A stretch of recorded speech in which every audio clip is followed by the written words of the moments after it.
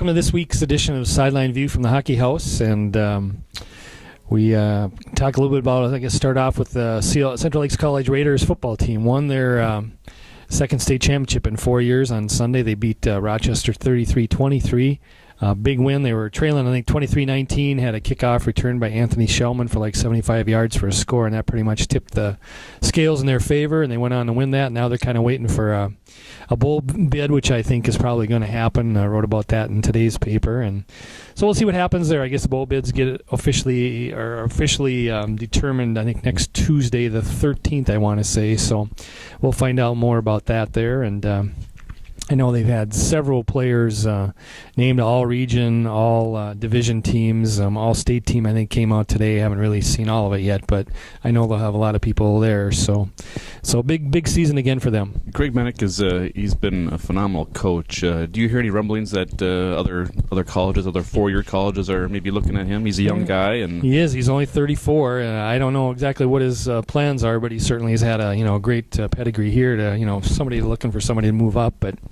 I know. I think I asked him that once before. I mean, he kind of likes it here, and who knows?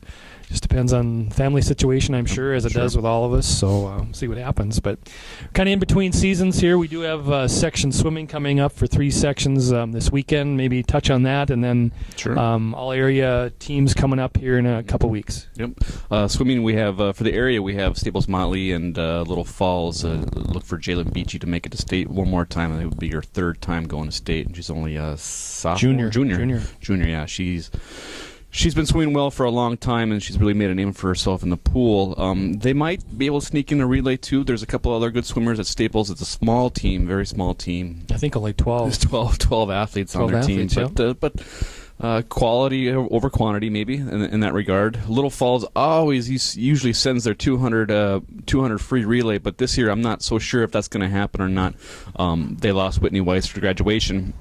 And so we'll see if they can come up with the right combination of swimmers and maybe get something in there. We'll have to see. And then Brainerd will always they'll always send somebody. I would imagine Fallon Ryan's going to go for sure. Beth Ederman for sure diving, and they usually get a couple relays or a relay in there. So we'll have some people advancing to state in a week or so. One thing in Brainerd's regard, they have great. They have really good swimmers, but they didn't have the depth this year, which is why, I mean, even though they were second in the conference and had a phenomenal year, it was almost a down year for them because they're so used to doing better than they did. But like you said, they do have really good top-level swimmers, and I wouldn't be surprised if there's more than that going this year because they always send somebody. So, well, give us a little preview here. I think it's the 18th. We decided to do our all-area volleyball, and then on the 25th, all-area football teams. I'm getting most of the all-area volleyball nominations from the coaches, and then you and I will sit down and select the top 12 for the all-area, and then we'll pick the player of the year. It usually kind of goes to the team that went the farthest, but it'll probably go this year too. Wadina's kind of had a stranglehold on that all-area player of the year. We'll see if that happens again this year. If you guys have any nominations or if you have any suggestions for us, tweet us, Facebook us, email us, call him, don't call me. I have an unlisted number, so you can't call me. There were a lot of good, talented volleyball players this year, and so it'll be a hard choice for us to pick the top 12.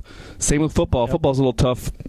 You cover Brainerd all year long, and I never see Brainerd, and you never see it in the area teams. Right. I cover all the area teams, but for the most part, Brainerd's kind of had a stranglehold on the all-area player for the last couple of years. But this year, my vote goes to an all-area player, because he really stepped up and dominated both sides of the field. I won't disclose it yet. You'll have to wait till the paper comes out, but. My vote goes for an all-area player, or for an area player. If you have any suggestions, let us know. We'll listen. Doesn't mean we'll go that way. But right. What as far as Brainerd, a quick exit to the playoffs, but they had a number of good players too. A good season, so they'll get a lot of players on the team. Oh yeah, there'll be a lot of players from there on the team, I'm sure. But Yeah, it's kind of just a transitional period for us. It's really slowed down. We have I know girls hockey opens, I want to say, a week from this Friday, so I think that's the 16th, I want to say. Brainerd does, and then of course this weekend already CLC men's and women's basketball have their fall classic doubleheaders. They have games on Friday and Saturday. You can watch the Dispatch for preview. Men's team is on Thursday, women's team is on Friday, and then they both play Friday night and Saturday night. I think there's 6 total teams or 5, I can't remember which. So some basketball, some hockey already. We don't have any snow on the ground, so it doesn't seem like it's winter, but it really is for the sports scene. So that's coming up fast, and once that hits, we'll be rolling again. Yes. So we'll enjoy nice little breather. Yeah, it is a nice little time to catch your breath a little bit. So other than that, I don't think we have anything else. So we will. Thanks for joining us at the Hockey House here this week, and we'll talk to you next week.